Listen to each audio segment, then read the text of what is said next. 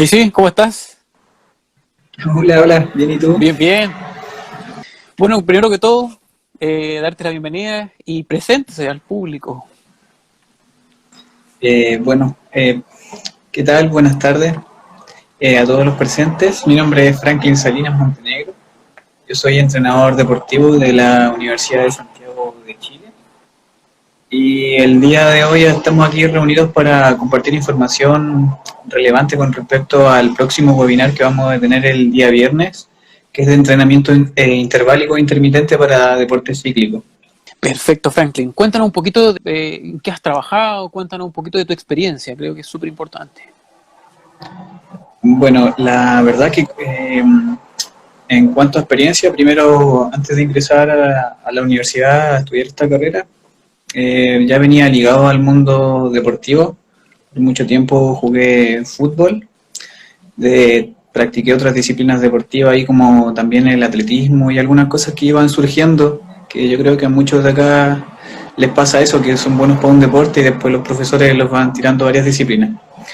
Y cuando empecé a estudiar en la universidad, empecé a trabajar desde el segundo año de U y me empecé a meter de lleno ya en lo que era el labor como de entrenador deportivo. Ya después, una vez saliendo, empecé a trabajar un poco en algunos proyectos ahí en la Policía de Investigaciones, en la PDI, en Carabineros. Ahora me estoy desenvolviendo eh, como profesor también ahí en el Instituto Nacional del Fútbol, supervisando prácticas, haciendo biomecánica deportiva, eh, también haciendo un ramo que se llama técnicas de la información. Y con respecto también al área del entrenamiento en sí, he estado ayudando tanto a deportistas que se dedican como a lo competitivo y también a personas que están iniciando. Trabajé mucho tiempo en un club de montaña donde ahí habían algunos corredores, habían escaladores y también montañistas. Y más o menos mi vida ha girado en torno a lo que son los deportes de fondo. Pese a que cuando pequeño me inicié ahí en el fútbol, después me pasé de lleno un poco ahí a los deportes individuales y a la universidad quise como ahondar un poco más en esto y actualmente trabajo en esas áreas, en el atletismo, en el running, en el trail running, en esas cositas. Ah, perfecto. ¿Y compites? En un año normal, sí, compito de vez en cuando. Voy a carreras de trail, a carreras de running y personalmente me estoy yendo mucho al área del skyrunning y el montañismo y como que en eso me voy desenvolviendo. Perfecto. Haciendo, bueno, así como cosas relevantes, el Cerro El Plomo por el día, el Leonera por el día, corriendo y más o menos eso. De vez en cuando alguna que otra carrera de trail también me dejo caer algunas veces. Perfecto. Es importante eso. Oh, ahí Eso está mismo. Dayay Pulilla. Un Hola, hola. saludo. Eso mismo te iba a decir. Muchas Un gracias. saludo ahí a DJ Polilla. Se agradece que te vean porque es importante el apoyo como profesionales. Y volviendo al tema, es importante esto lo que tú dices, o sea, también competir creo que también te da un toque más cuando uno sabe del tema, súper importante, así que ojo los chiquillos que también que practiquemos lo que enseñamos, ¿ya? En general, en todo. Sí, en general lo que dices tú es bien importante porque muchas veces nos vamos solo en la teoría y la verdad que la práctica es bastante necesaria. Uno a veces aprende algunas normas, algunas tablas de manera teórica, pero en la práctica sucede otra realidad. Y así que a los profesionales del área deportiva, el hacer el deporte en sí les da otro plus y de esa forma también pueden entender de mejor manera a los deportistas y ayudarlos a potenciarse, que esa es la idea. Efectivamente. Bueno, entramos ya, yo creo que al tema y definamos un poquito esto entre entrenamiento interválico e entrenamiento intermitente. ¿Cómo lo podemos diferenciar? Definámoslo. ¿Me Mira, escuchas? Ahí sí.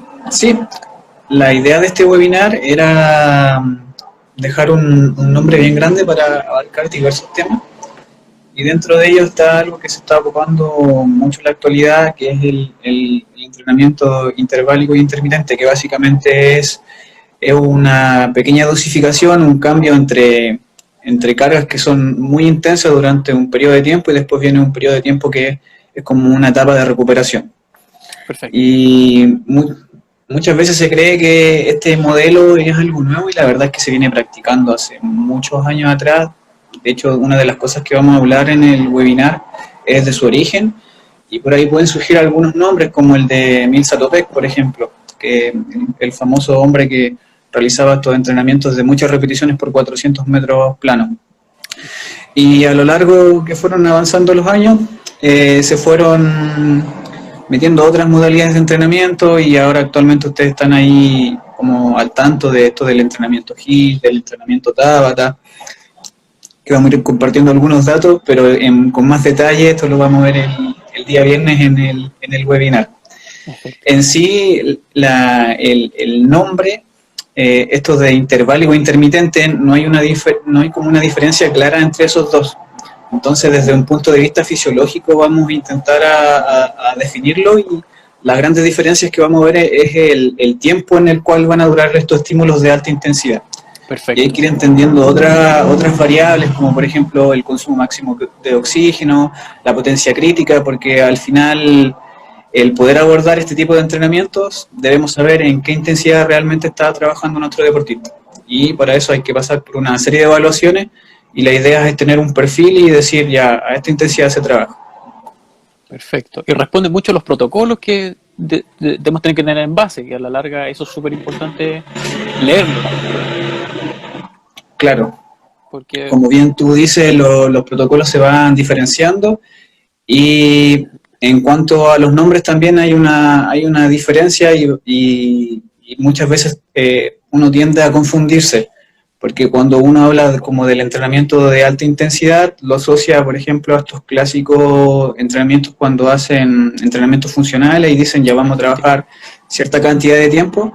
Y cuando uno va a revisar los modelos originales, la verdad es que las intensidades que están propuestas por los autores que crearon estos modelos no se cumplen. Por ahí tenemos el ejemplo del entrenamiento Tabata, que es un entrenamiento intermitente, que es de intervalos de 20 segundos con 10 de descanso.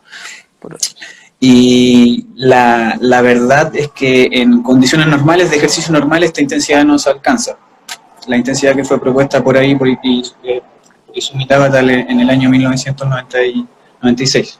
en las patinadoras, exacto. Entonces es importante eso porque hoy en día vemos por internet, por YouTube, estas rutinas de todo HIIT o todo intermitente o quema grasa, y también ahí los temas, los tecnicismos entramos y las personas lo creen, o muchos profesionales que no vamos estudiando más o se quedan con la información que le dijo el profesor o simplemente se quedan, no cumplen. Entonces a la larga es súper importante diferenciarlo.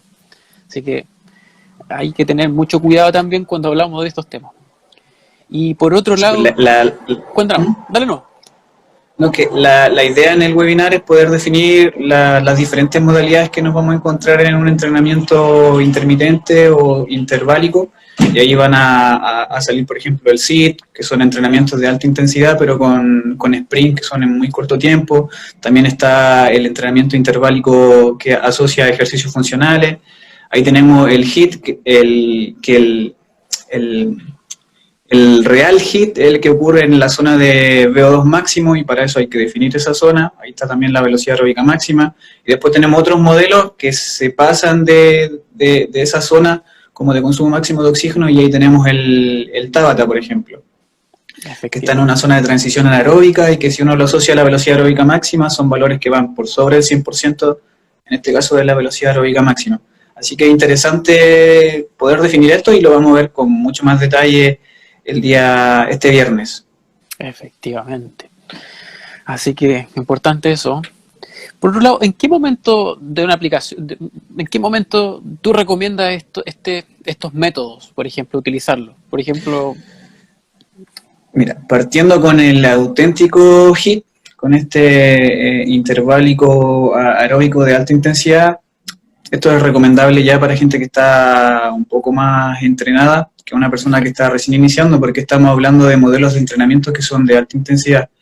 Entonces esto requiere que un deportista tenga una idónea adaptación anatómica desde antes, un correcto periodo de adaptación, y lo otro que esto también lo van a ir dando las evaluaciones.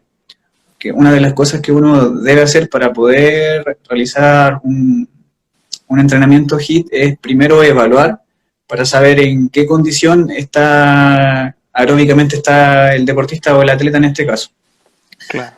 Entonces uno hace muchas evaluaciones, que vamos a tocarlo esto el día viernes, y después la idea es ver qué tanto puede resistir esa persona en esa zona. Si lo estoy llevando ahí netamente al HIIT. Y después que esto se ve de manera tangible, uno ya tiene que planificar en este caso el volumen que se tendría que hacer esa persona en el entrenamiento como tal. Y por otro lado, en entrenamientos que son ya más intermitentes de corto tiempo, ahí uno tiene que evaluar la potencia crítica a la cual puede llegar el deportista. En este caso, por ejemplo, si vamos a hablar de un ciclista, debemos evaluar dónde está la potencia máxima que puede generar el sujeto, en este caso, al pedalear, y para eso se hacen algunas pruebas, y tienen el ejemplo de la prueba de Wingate, que es para medir potencia anaeróbica láctica. Se define cuál es ese máximo que puede dar, y de ahí se van sacando áreas funcionales, y de ahí uno puede ir diciendo, mira, vamos a hacer tantos intervalos de tanto tiempo y tienes que ir a esta potencia. Y es la única forma de decir de que efectivamente esté trabajando y esté haciendo el modelo original y obtenga las ventajas de ese modelo que se está planteando.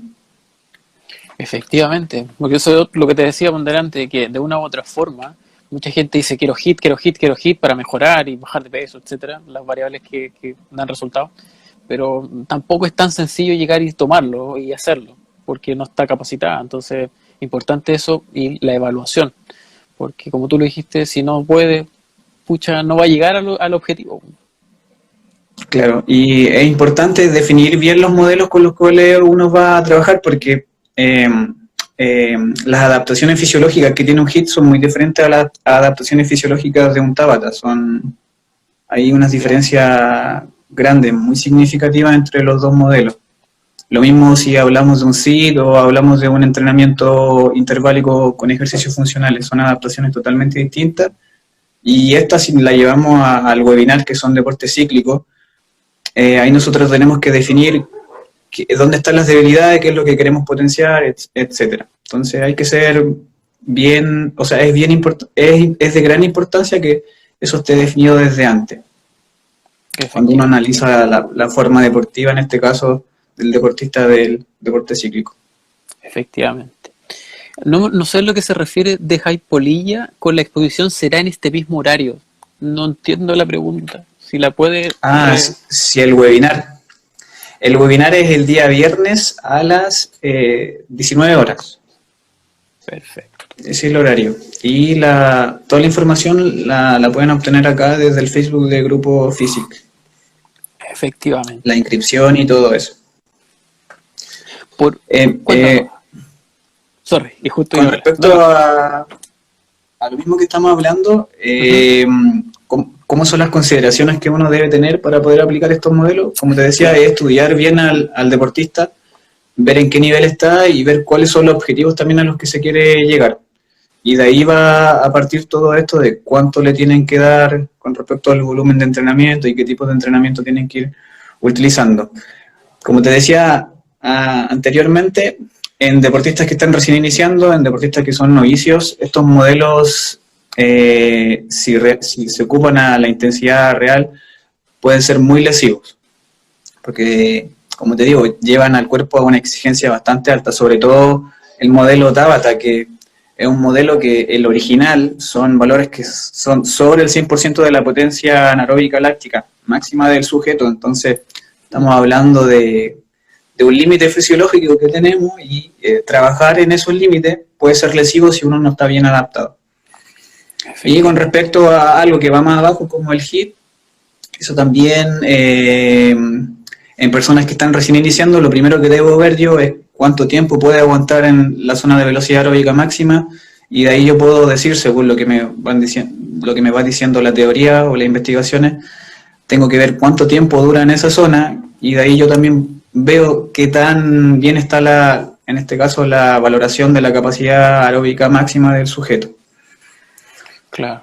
Y al final el comportamiento que tienen en los microciclos es bastante diferente dependiendo si es un deportista que está muy entrenado o un deportista que está recién iniciando. Y esto también lo vamos a ver con detalle el día viernes. La idea es tocar como un punto globalizado de estas metodologías de entrenamiento interválico y intermitente y poder llevarlo a la práctica, a la planificación. Efectivamente. Y por otro lado, tener las consideraciones hoy en día que vivimos, estamos saliendo también de cuarentena, o por lo menos Valparaíso acá, estamos en fase 2, volviendo, entonces también hay un tema a considerar que es el estrés y querer comerse el mundo de otra forma, a tener cuidado. ¿Qué nos cuentas de eso también? Bueno, ahora acá la gente que está viviendo en Santiago de a poco se está pasando en esta etapa del paso a paso ya la fase 2, que es transición y preparación. Ya muchos empezaron a retomar sus actividades deportivas, ahí siempre el llamado desde el punto de vista profesional es que sea de menos a más y que no partan haciendo lo que estaban haciendo antes de la pandemia por un tema de que la incidencia de lesión ahí va a ser mucho mayor. Por otro lado, hay que, como te digo, lo que hace el entrenador siempre es evaluar en qué condición está en el momento. Porque en este caso, para planificar entrenamiento de alta intensidad, a ti no te serviría el test que tomaste hace 6 meses atrás. ¿Ya? Porque la condición física de una persona o la forma deportiva, que abarca más aspectos, va cambiando de día a día, semana a semana. Entonces es algo que uno tiene que estar constantemente supervisando.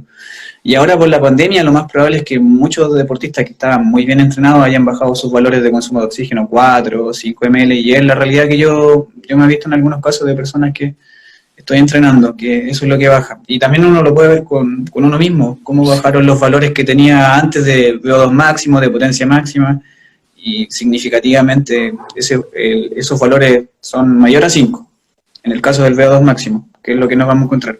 Y con respecto también al componente muscular, porque estar todo el día encerrado, eso también cambió nuestro metabolismo, cambió tal vez el índice que tenemos de masa muscular y masa grasa. Entonces todo esto hay que medirlo. Y para partir siempre de nuevo un proceso de entrenamiento, debo evaluar al principio. Eso es lo que primero debo evaluar. Ahí los ciclistas en rodillo o los mismos corredores que estaban practicando ahí en una cinta rodante, si es que tenían en la casa, los cambios de terreno o los cambios de modalidad bruscos también tienen una incidencia de lesivo aún mayor. Entonces estas cositas hay que estarlas considerando, y siempre la propuesta es ir de menos a más. Lo ideal es pasar por periodos de adaptación.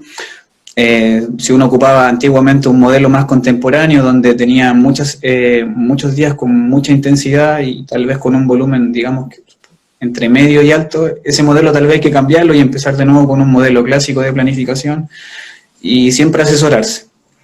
Lo más probable es que, como están recién partiendo, aparezcan algunos dolores, así que la idea ahí también es asesorarse con un equipo multidisciplinario. Si alguno ya tiene alguna dolencia y se le escapa de sus manos, ahí tiene que, lo ideal, acudir a otro especialista, tal vez a un kinesiólogo que se especialice ahí también en reintegro deportivo.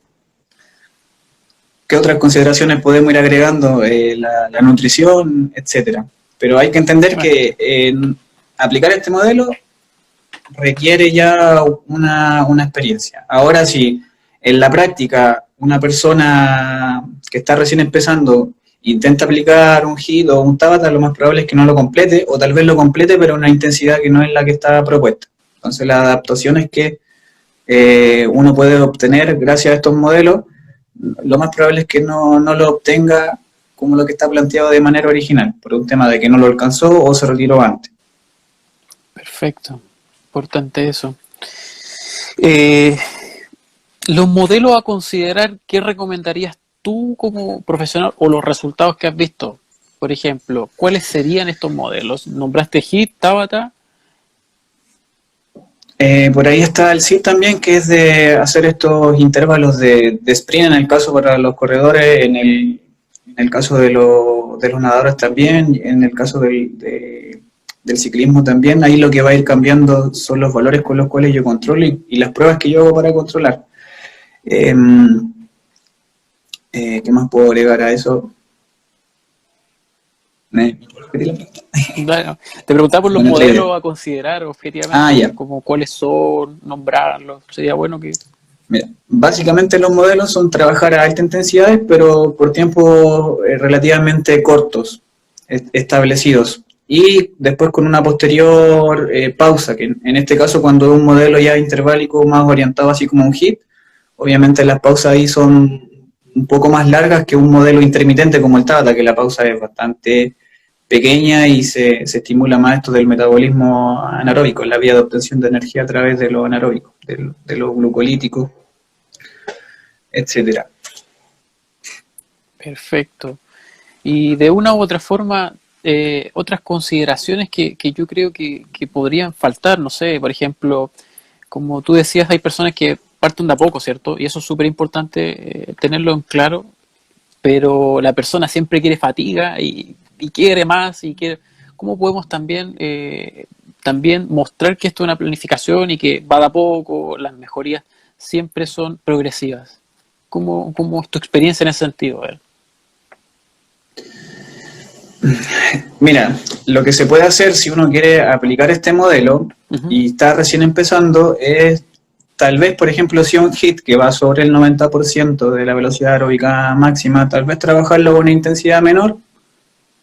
Obviamente las adaptaciones van a ser muy distintas, pero trabajarlo en una intensidad menor. Lo mismo, por ejemplo, con un Tabata. Si yo aplico un Tabata original, en este caso, en el caso si es ciclismo, con el pedaleo, tal vez ocupar una potencia menor, lo mismo en el caso de natación, también a una intensidad menor, con un tiempo tal vez más largo. Y al final esto no es algo que nosotros inventamos, esto al final sale de una evaluación y va saliendo de muchos datos que uno va supervisando. En el caso de los corredores tenemos la velocidad, podemos tener ahí la potencia en el caso de que estén trabajando con algún medidor como el Street o el Garmin Pod, que también te entrega estas variables. En el caso del ciclismo tenemos estos sensores que se ponen en el pedal y en la rueda que al final te entregan los valores de potencia. Y en natación podemos tener la velocidad, el tiempo, la cantidad de brazadas, etcétera. Efectivamente, metiéndonos hablando de ese tema del método de control, pucha, nosotros vemos siempre el tacómetro, ¿cierto? El pulsómetro, y realmente funciona, o obviamente necesitamos claramente escalar un poquito más. Mira, en este caso la frecuencia cardíaca es un parámetro muy limitante, sobre todo en estos modelos que son en tan corto tiempo. Acá uno como entrenador tiene que hacer un cruce entre mucha información y en este caso no solo nos podríamos quedar con el medidor de frecuencia cardíaca. En condiciones ideales, yo voy a hablar de un mundo utópico, bastante utópico, pero deberíamos, en el caso, si por ejemplo estoy haciendo este entrenamiento intermitente como como un Tabata, por ejemplo, ahí perfecto, lo ideal sería estar midiendo con monitor de frecuencia cardíaca, con este medidor de potencia, tendría que estar cruzando la información con la velocidad también. ¿Qué otro valor podría tener? Podría hacer mediciones de lactato en condiciones ideales. Y si ahí sí me voy en el caso del corredor, si estoy haciendo un entrenamiento HIIT, mientras más variables yo tenga, mucho mejor. Ahora, si yo me limito solo a tener la frecuencia cardíaca cuando está trabajando, por ejemplo, en el HIIT, en zona de VO2 máximo, la frecuencia cardíaca es obvio ahí que alcanza un valor máximo y después no sube más. Entonces no tengo idea de qué está pasando con el comportamiento. Lo mismo si mi intención es trabajar a intensidades menores y trabajo en la intensidad del segundo umbral, en este caso en el segundo umbral ventilatorio, solo con la frecuencia cardíaca es muy difícil, entonces hay que hacer un cruce ahí de información, ahí ya es más específico con medición de contracción de concentraciones de lactato en sangre, etcétera. Entonces si al principio yo tengo solo, en este caso para medir la frecuencia cardíaca, sería bueno tal vez tener el tiempo, es fácil tener el tiempo, basta que tengan el cronómetro, uno hace una tablita ahí de Excel para ver en cuánto tiempo tendría que pasar cada repetición, en el caso de que lo esté haciendo en campo abierto, o también en caso de cinta rodante o en el mismo rodillo. Ahora ya en natación es más complicado porque ahí tiene que hacerlo directamente en la piscina como tal. Perfecto. Ahora bien, también pasa algo que tú me dices que hay mucha gente que está interesada en estos modelos, también pasa que la gente que está dedicada a deporte cíclico, que obviamente uno quiere tener ahí la resistencia de larga duración, muchas veces también se van al otro extremo de solo entrenar esas áreas. y entrenan de manera clásica. Y la gracia que tienen usar estos modelos es que uno obtiene resultados aún mucho mayor, que lo vamos a revisar en el webinar el día viernes, en mucho menos tiempo que en un entrenamiento tradicional. Entonces, si uno no lo está ocupando, la idea es empezar a meterlo de a poco en los entrenamientos y uno en el mismo control se va a dar cuenta cómo van cambiando algunas variables. En el caso de un corredor como tal, un entrenamiento clásico con periodización clásica y con este clásico de estar trotando 40 minutos o una hora, uno se demora entre 8 a 10 semanas en generar una forma deportiva adecuada. En cambio, si uno ocupa un modelo como el mismo HIIT, uno ya en 4 semanas tiene una mejora y en mayor cantidad que el otro entrenamiento. Y esto también es aplicable en el caso del ciclismo y en la misma natación. Entonces es interesante conocer bien cómo podemos trabajar en este modelo, que lo vamos a ver con más detalle el día viernes, porque aparte de estar aumentando la capacidad de nuestros deportistas, lo estamos haciendo en menor tiempo. Y en condiciones normales, cuando uno está compitiendo, uno quiere resultados más rápidos, porque el tiempo es muy valioso. Efectivamente. Sobre todo la gente que tiene muchas competencias entre medio. Ahora tenemos otra realidad, así que podemos hacer las cosas con más tiempo. La verdad es que no hay competencias, por ahí hay algunos eventos que se hacen de manera virtual, pero no hay tantas competencias. De hecho, carreras de trail, por ahí una que otra, pero están bastante lejanas. La verdad que en el caso de los corredores, no sé si en diciembre van a hacer esta fecha de la maratón de Valparaíso, no sé cómo se van a ir dando, pero la verdad es que ahora hay que enfocar los objetivos no en la competencia, que también ese es un error que cometen muchos deportistas a veces, que su motivación está ligada a la competencia como tal, debería estar más ligada al proceso. La idea es que ahora los objetivos sean eso, decir, quiero subir, no sé, 5 ml mi VO2 máximo, o quiero subir 50 vatios mi potencia máxima, mi potencia anaeróbica láctica crítica, la quiero subir, no sé, 50 vatios. Entonces, esa es como una idea. Y hay que estar mirando también otro margen más grande. Ahora con la pandemia, lo más probable es que muchos hayan subido de peso. Eso es inevitable. Menos gasto calórico. Y tal vez están comiendo más por la ansiedad. Así que hay cosas que también hay que estar controlando. Y en estos modelos en particulares que son de alta intensidad, tener un mayor peso también involucra tener una mayor incidencia de lesiones deportivas. Y por otro lado, te aterrizo un poquito al tema de las personas que están iniciando a este tema, que el tema cíclico, deporte cíclico.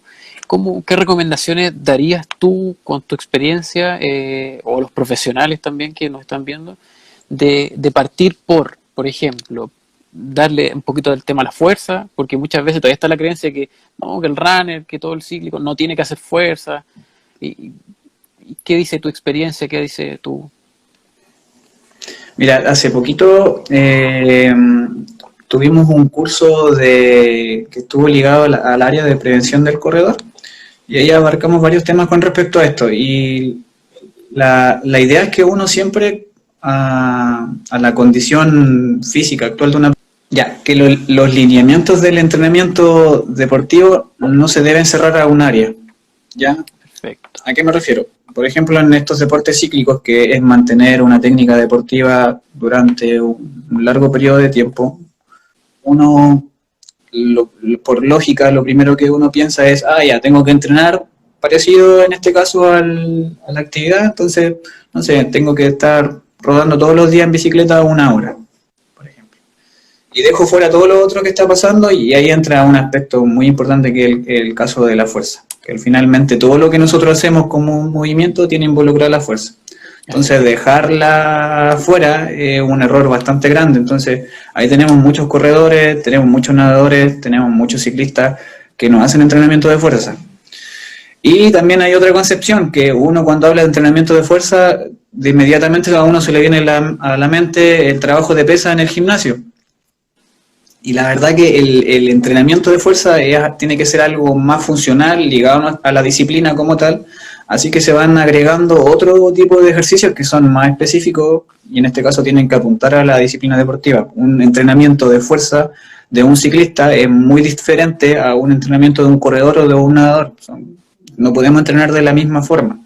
Tal vez en periodos básicos uno hace ejercicios como genéricos, multiarticulares, pero después igual se tiene que pasar a lo específico. Entonces siempre la recomendación es tener estos periodos de adaptación y estar trabajando a la fuerza de manera específica siempre, durante toda la planificación. Entonces ahí la importancia de tener a una persona que te asesore, tener a la mano un entrenador, un preparador físico que conozca estas cosas, porque una cosa es que una persona que se autoentrena piensa que debe entrenar siempre de la misma forma, y la verdad que eso no es así. En un modelo gigante, que esto ya es del área profesional, las cargas van variando de tal manera que puedan generar un cambio positivo en las personas. Y en las disciplinas cíclicas, una de las grandes cosas que mucha gente a veces no entiende es que tienen una gran incidencia de lesiones, por un tema de que hay un patrón repetitivo que se repite durante mucho tiempo. Entonces, acá no solo se debe limitar al entrenamiento, sino que tienen que tener una mirada bastante global con los otros aspectos de la forma deportiva, como el aspecto nutricional, tienen que ver si están en el peso correcto, tienen que ver qué pasa hormonalmente con su cuerpo, sobre todo cuando son personas que son más adultas, donde el control tiene que ser aún mucho mayor. Y esto para las personas que compiten, la verdad es que hay que tomarle el peso. Entonces ahí tratar de trabajar con un equipo multidisciplinario, y tener ahí de la mano a alguien que los esté guiando, un guía integrador. Así que siempre eso como consejo para todos, ¿ya? Porque la competencia en sí es dura, en los deportes cíclicos, como decía, es mantener una técnica durante mucho tiempo. Si el cuerpo no está preparado para eso, lo más probable es lesionarse en un corto periodo de tiempo. Y aunque uno no lo quiera, hasta en el deporte, que es donde hay más control, la incidencia de lesiones es bastante grande. De hecho, ahí en el caso de los corredores, creo que son 59 lesiones por cada 1000 horas de entrenamiento, que no es algo que esté inventando, sino que es algo que está investigado. Entonces, hay que estar muy pendiente de esto en nuestras disciplinas que son cíclicas. La verdad es que tienen una demanda ósea, osteotendinosa bastante grande, así que hay que prepararse de manera consciente. Y uno no está ajeno a lesiones, más de alguno de los que está acá se ha lesionado. Yo personalmente me he lesionado varias veces tratando de trabajar con los límites. Y pasa, es algo a veces bastante triste, así que la idea es que con el tiempo uno vaya aprendiendo, vaya controlando más y no cometa los mismos errores que uno cometía antes. Irse acostumbrando. Y cada deporte tiene su punto clave, y ahí también entra algo que también vimos en un curso anterior, el aspecto biomecánico. Hay que ver cómo nuestro cuerpo se está comportando en el deporte cíclico, ¿ya? Ahí en el caso de los ciclistas tienen que ajustar bien a sus medidas, a su anatomía, la bicicleta. Para eso necesitan ahí un análisis. Tener la bicicleta mal posicionada, tener el sillín más alto o más bajo, provoca lesiones en los deportes que son cíclicos, ¿ya? Porque no es que usted repita el patrón por 10 minutos, usted está repitiendo el patrón 2 horas, 3 horas, y ahí empiezan a aparecer algunas lesiones. Lo mismo con los nadadores, cuando hay una mala técnica, cuando hay un mal braceo, dependiendo del estilo en el cual se está nadando. Lo mismo con los corredores, cuando hay un mal patrón de carrera. Ahí vemos mucha incidencia de lesión en las personas que corren fondo. De hecho, es algo muy recurrente que se viene después de las maratones grandes o de las medias maratones, se viene el festival de lesiones. Y ahí pasan copando las horas en los kinesiólogos, que es algo que estamos viendo con frecuencia. Porque en estos deportes cíclicos, aparte de lograr estos modelos de alta intensidad que les permitan a ustedes desarrollar, generar una capacidad más alta, también es importante ver este aspecto de la eficiencia. La eficiencia ahí está relacionada con que nosotros podamos hacer nuestra técnica con el menor costo posible, ¿ya? No es lo mismo terminar una carrera de 1 hora con mala técnica y tal vez hice un menor tiempo, a que una persona que terminó tal vez con un mayor tiempo pero con una mejor técnica. La otra está siendo más eficiente, tal vez no se lesionó, y la otra persona que corrió menos tiempo, corrió más rápido pero corrió con una mala técnica, se lesionó y estuvo parado 2 semanas. Entonces la idea siempre es ser eficientes y lograr esto de la eficacia, de llegar en el menor tiempo posible. Efectivamente, tener cuidado, porque si estamos en estos modelos que son de alta intensidad, buscando resultados y no nos preocupamos de la base de esto, es bien problemático, como tú decías, en el largo aliento.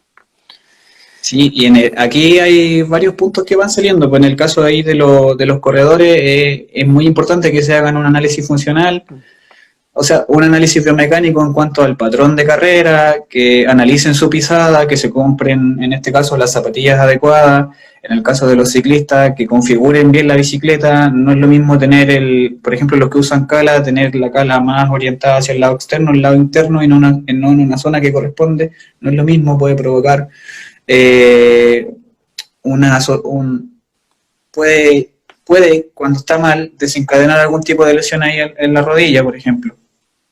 Entonces, es importante que si yo quiero empezar a entrenar más fuerte, eche mirada a todo este aspecto global de la forma deportiva, que la verdad es que es gigante. Y mientras más variables yo controle, mucho mejor. Voy a avanzar más rápido, la incidencia de lesiones que tienen los deportes cíclicos va a bajar. Y hay que también escuchar el cuerpo. Por lo general, una persona que está recién iniciando un entrenamiento de alta intensidad, lo más probable es que pueda hacer uno a la semana, no pase más allá de los dos, por un tema de que va a quedar muy destruido después de hacer uno, con el modelo real, no se va a alcanzar a recuperar. Entonces eso hay que tenerlo en cuenta. Y aparte que hay que sumarle que uno también está haciendo otro tipo de entrenamiento, está haciendo entrenamientos de fuerza, tal vez está haciendo repeticiones ahí, en el caso de los corredores en pista, tal vez están haciendo largo, entonces hay que tenerlo en consideración. Y ahí es donde necesitamos esta guía integradora, porque sea capaz de leer el punto exacto desde cuándo corresponde aplicar esa carga de entrenamiento. Y con respecto a la tecnología, empezar a ocuparla, dejar de entrenar siempre al 100.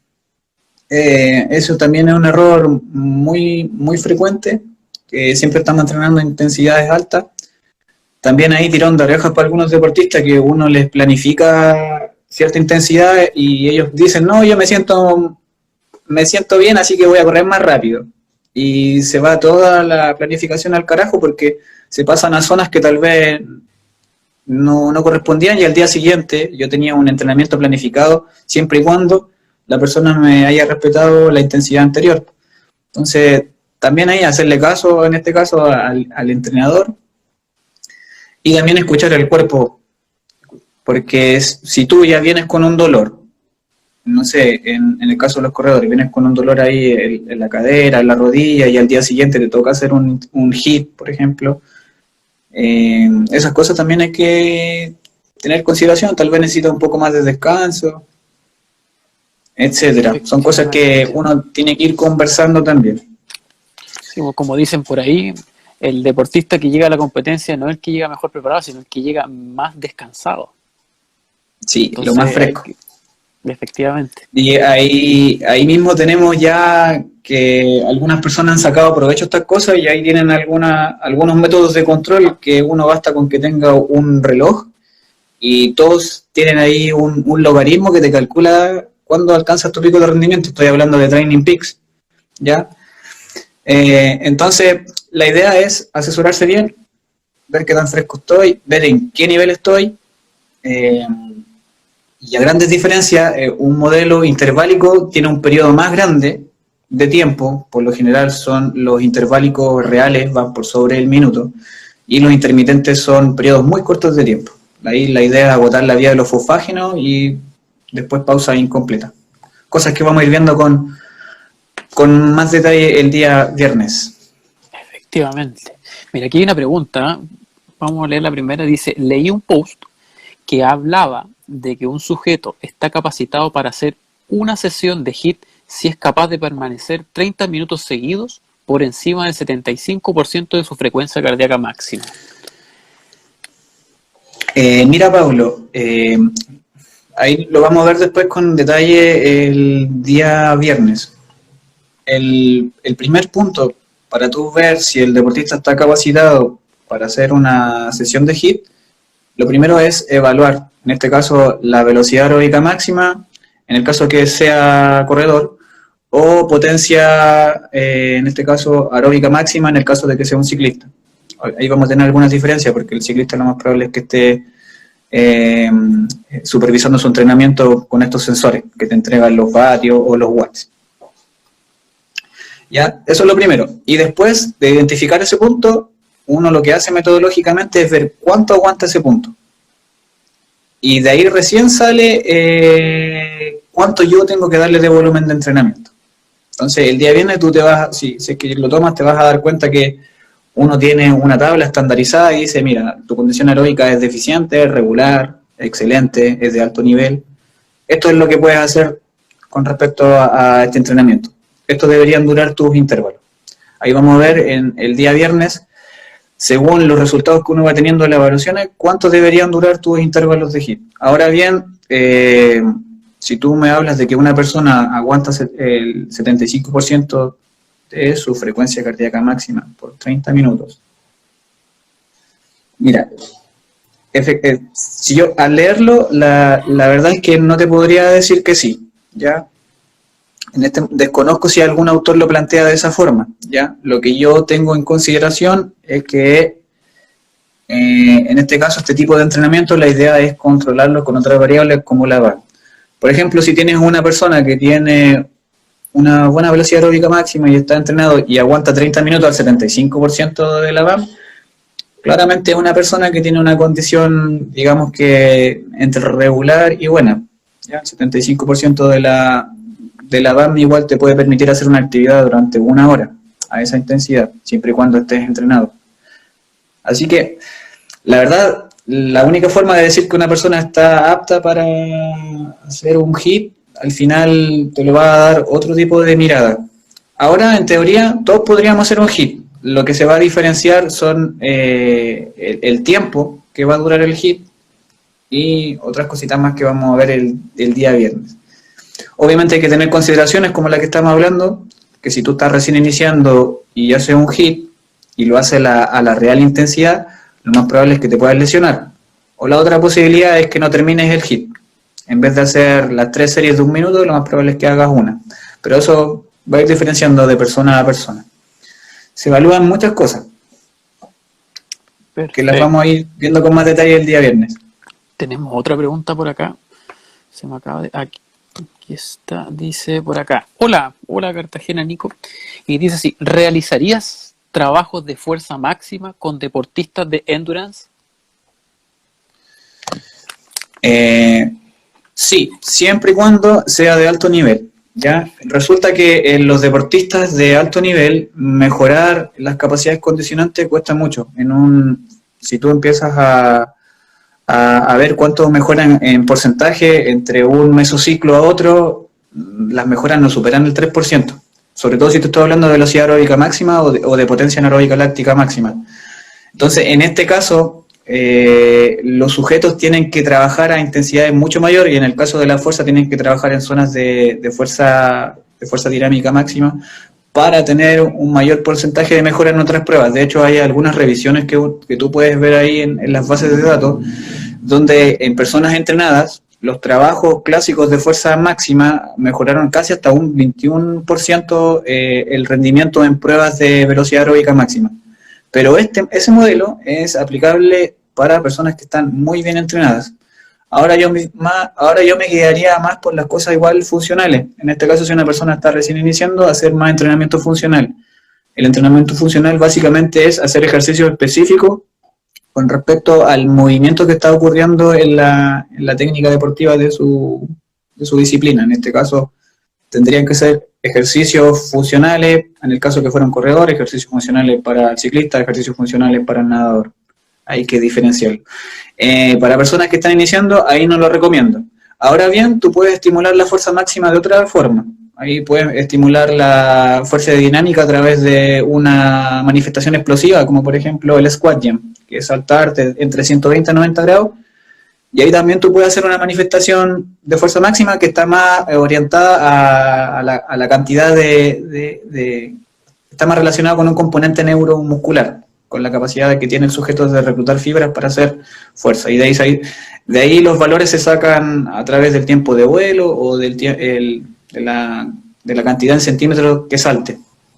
¿Ya? Tal vez sería mejor trabajarla de esa forma en personas iniciantes que con las pesas, porque en el caso de las pesas, para tú trabajar sobre el 90% del RM, necesitas un periodo de adaptación muy bueno. Y ahí están estos modelos clásicos como el de Bompa, que él trabaja la fuerza con periodos de adaptación anatómica, y la verdad es que la duración es bastante amplia porque nuestro cuerpo a nivel óseo y a nivel ligamentoso y a nivel muscular requiere un tiempo mucho mayor de adaptación, sobre todo a nivel óseo, ¿ya? Por ejemplo, tú te fracturas y esa fractura se solidifica en 3 meses. En el cuerpo uno constantemente se está destruyendo y construyendo hueso. Entonces, en la normalidad eso demora mucho tiempo. Entonces los periodos de adaptación anatómica también son gigantes para recién hacer un programa de fuerza máxima en el caso del RM. Ahora bien, trabajar con el RM, con esto del levantamiento máximo, la verdad es que es bastante lesivo. ¿Ya? Imagínate que las personas que están más entrenadas, deportistas de alto nivel, se lesionan trabajando. Es más, no se recomienda para ninguna, ni siquiera para los deportistas de alto rendimiento, tomar el RM. Así que hay algunas variaciones, que está el 5RM, el 10RM, que se ocupa bastante. Pero mi recomendación, y es con lo que uno intenta trabajar, es empezar a trabajar la fuerza de una manera más integral, con otra mirada. La mayoría de los deportes tienen una manifestación más reactiva, que involucran otros componentes a nivel neuromuscular, más allá de hacer el clásico RM, porque cuando tú estás haciendo el RM es bastante lento hacer esos estímulos, y la verdad, si uno lo lleva a lo específico, tú no vas a estar corriendo. Si tienes 100 kilos, no vas a estar, si tienes 100 kilos de RM, tú no vas a estar corriendo con 90 kilos. Eso no pasa. Entonces, claro, la idea ahí, ocupar otros parámetros. Y de ahí que también está tan de moda medir el salto. Pero está de moda porque es algo específico de las manifestaciones deportivas. Mira, aquí volvió a preguntar, dice, dijiste que harías trabajos de fuerza máxima en deportistas de un nivel más avanzado, pero si las ganancias de fuerza en este segmento no son significativas, ¿por qué realizas fuerza máxima en este grupo? Es que depende del caso a caso. Si a mí este modelo no me sirve, yo tengo que... Esto se ve de mesociclo a mesociclo. Si el modelo no tiene una ganancia significativa en porcentaje, empiezo a ocupar otro. Y yo personalmente, la verdad es que me guiaría por otro tipo de entrenamiento. Acá los entrenamientos reactivos. ¿Ya? Ahí con una manifestación elástico explosiva, donde hay otra manifestación de la fuerza. Pero hablé del RM para que entiendan que no es algo que tampoco se deja fuera. Hay deportistas de alto nivel que sí ocupan el clásico RM. Lo que sí hacen es hacer una transferencia de lo que reclutaron a la modalidad deportiva. Entonces ahí entra otro concepto como la potenciación post-activación. Tú haces fuerza máxima y después lo llevas a estímulos específicos de técnica deportiva. Y algo que se ve mucho. Ahí recién pasa a ser específico, porque si yo me quedo solo con la pesa, se queda ahí nomás. Claro, ¿ya? Tal vez tenga la capacidad de neuromuscularmente de reclutar más fibra, pero no lo paso al estímulo específico. Esa es la idea, siempre que nuestros entrenamientos de fuerza vayan a lo específico. Bueno, siguió hoy con la pregunta, dice, ¿y por qué no en deportistas de endurance de un nivel intermedio o básico o aficionado o etcétera? Eso siguió con la pregunta. Dice por ahí Cartagena Nico.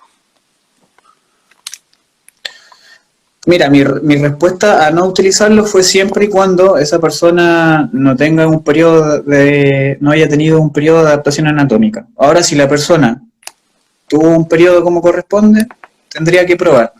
Ahora bien, en el entrenamiento deportivo como tal, no hay una receta única. Y eso hay que también entenderlo. Hay modelos de entrenamiento que para cierto tipo de población van a servir y para otra población no van a servir. Ahora bien, con cuál se queda el entrenador, eso va a depender de su criterio y de lo que más te aumente el rendimiento a ti.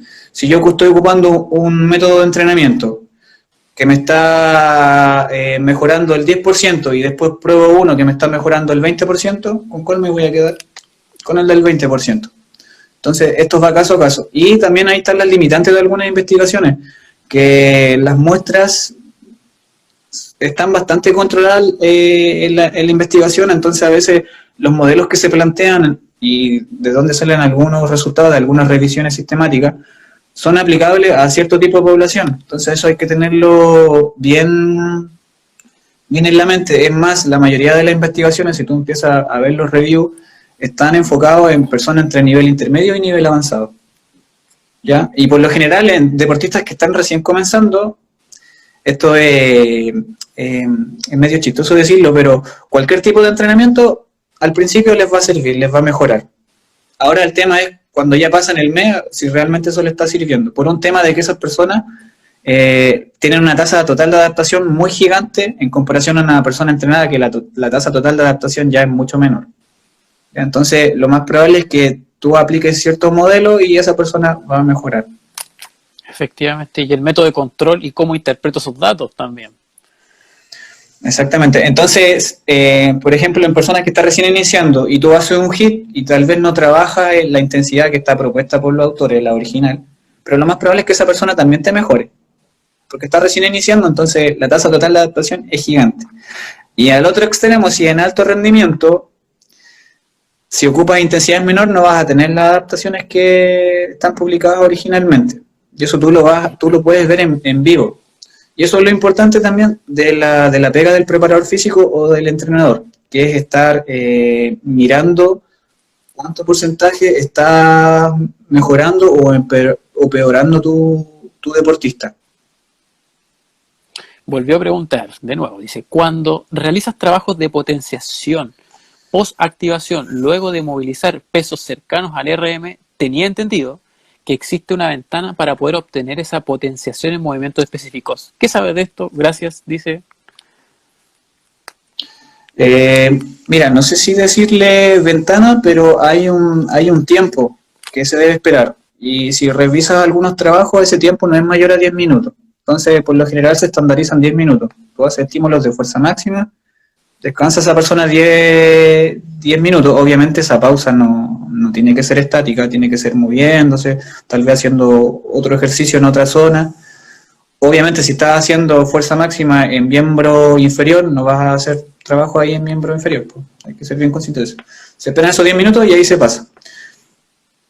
También se ve mucho de que se hacen estímulos de fuerza máxima, pero no estoy hablando del RM, estoy hablando de fuerza elástico-explosiva, por ejemplo, trabajos reactivos y se pasan de inmediato al estímulo. Entonces ahí tienes un ejemplo de hacer multisalto, haces el drop jump, saltas al cajón y después sales corriendo, de manera de inmediato. Obviamente después debes darle un periodo de descanso bastante adecuado, que por lo general es superior a los 2 minutos, superior a los 3 minutos.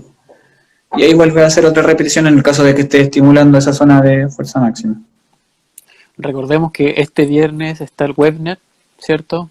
Para que ahí las preguntas que sean más específicas se las puedan hacer a Franklin y va a responder claramente con mayor detalle y con una presentación excelente, que el otro día estuvo muy muy buena.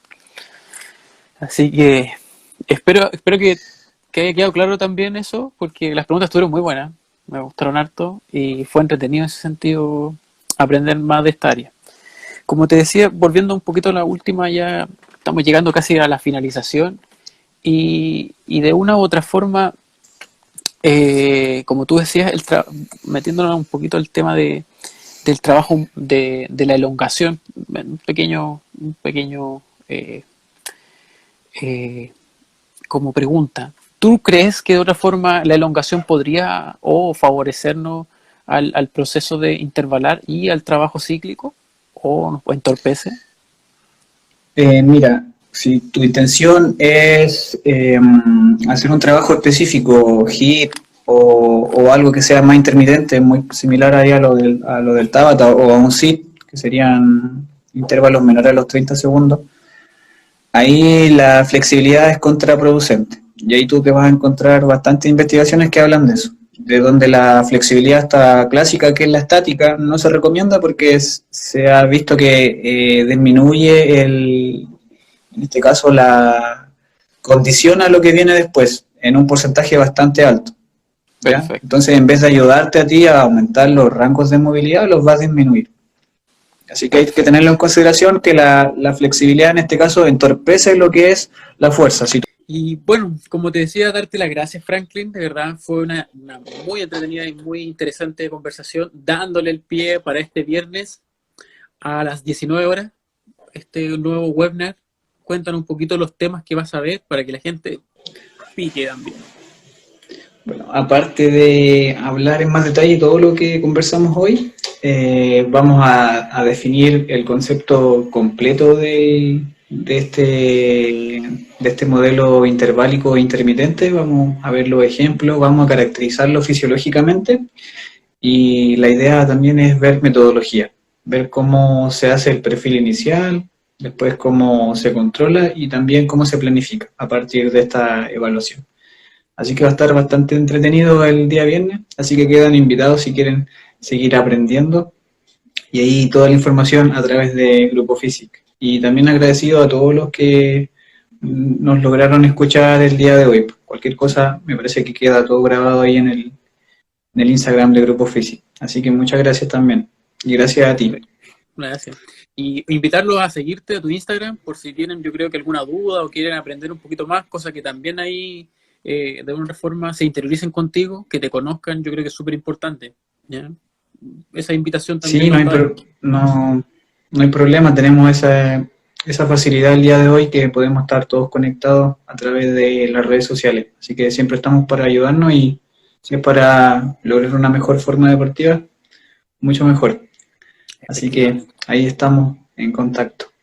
Y a través de Grupo Physic, pues recuerden que Grupo Physic se están ofreciendo muchos webinars, actualmente se está haciendo un diplomado y quedan invitados para el próximo del viernes y estén atentos porque constantemente se están impartiendo webinars.